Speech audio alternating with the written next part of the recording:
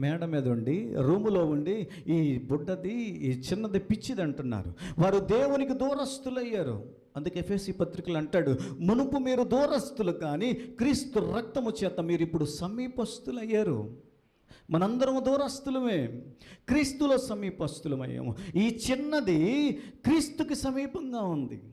ఈ చిన్నది అపోస్తలుడైన పేతురుకు సమీపంగా ఉన్నది. ఈ చిన్నది వివేచన కలిగి ఉన్నది. ఈ చిన్నదానికి ఉన్నటువంటి జ్ఞానము వారికి లేకుండా పోయింది.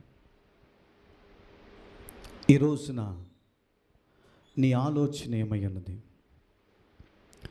నీ తలంపులు ఏమై ఉన్నాయో, నీ ఉద్దేశాలు ఏమై ఉన్నాయో తెలియదు, కానీ నీవు దేవుని స్వరమును వినగలిగిన అనుభవంలోనికి రాగలిగితే దేవుని యొక్క మాధుర్యాన్ని, దేవుని సన్నిధిలో దేవుడిస్తున్నటువంటి అభిషేకాన్ని పొందుకోగలుగుతాం.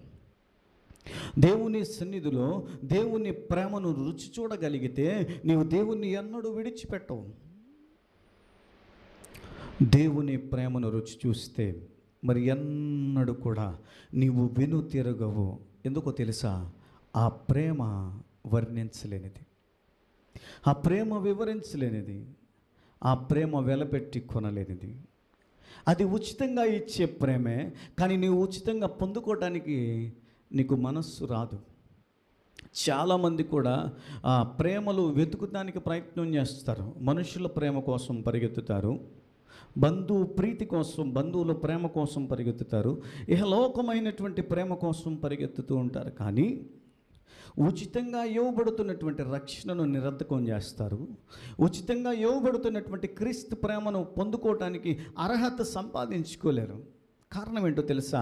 వారు ఎక్కడో దూరంగా నిలవబడి దేవుడు ఉన్నాడు అని మాత్రము విశ్వసించి రెండు చేతులు ఆకాశం వైపు చాచి తండ్రి, కుమార, పరిశుద్ధాత్మ అనుకొని వెళ్ళిపోతారు.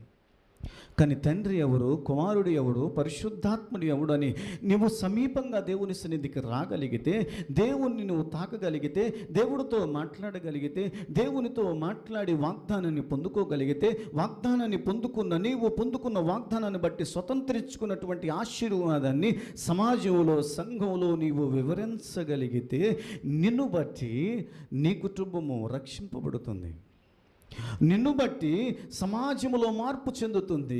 నిన్ను బట్టి నశించిపోతున్న ఆత్మల పట్ల ఇదిగో ఒక్కరినైనా నువ్వు దేవుని సన్నిధికి రాగలిగినటువంటి తృష్ణ, ఆశ నీలో రేకెత్తుతుంది.